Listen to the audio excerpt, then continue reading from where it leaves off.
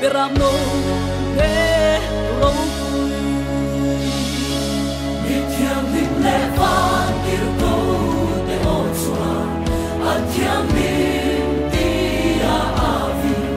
hil siam din re te an soma thiam lim fakru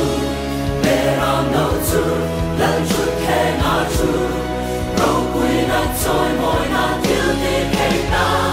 nei kum kwa se cha tua na ta lung reng na chu hallelujah hallelujah hallelujah hallelujah hallelujah